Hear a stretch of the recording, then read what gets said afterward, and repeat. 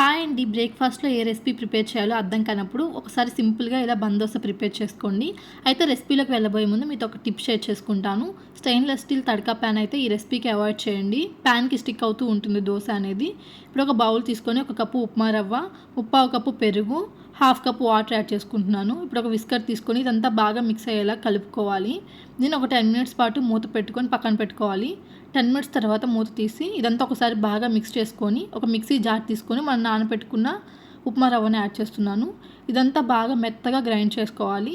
ఇప్పుడు ఒక బౌల్ తీసుకొని మనం గ్రైండ్ చేసి పెట్టుకున్న బ్యాటర్ యాడ్ చేస్తున్నాను. హాఫ్ టేబుల్ స్పూన్ సాల్ట్, పావు టీ స్పూన్ బేకింగ్ సోడా, ఇదంతా బాగా మిక్స్ చేసుకోవాలి. ఇప్పుడు స్టవ్ మీద ఒక ప్యాన్ పెట్టి 1 టేబుల్ స్పూన్ ఆయిల్, పావు టీ స్పూన్ జీలకర్ర, పావు టీ స్పూన్ ఆవాలు చిటపట్లాడేంత వరకు ఫ్రై చేసుకోవాలి.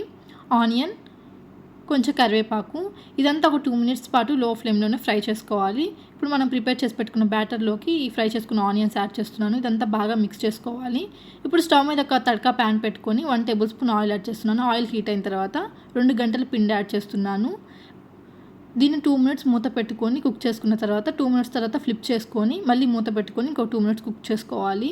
అంతే అండి, సింపుల్గా బందోస రెడీ అయిపోయింది.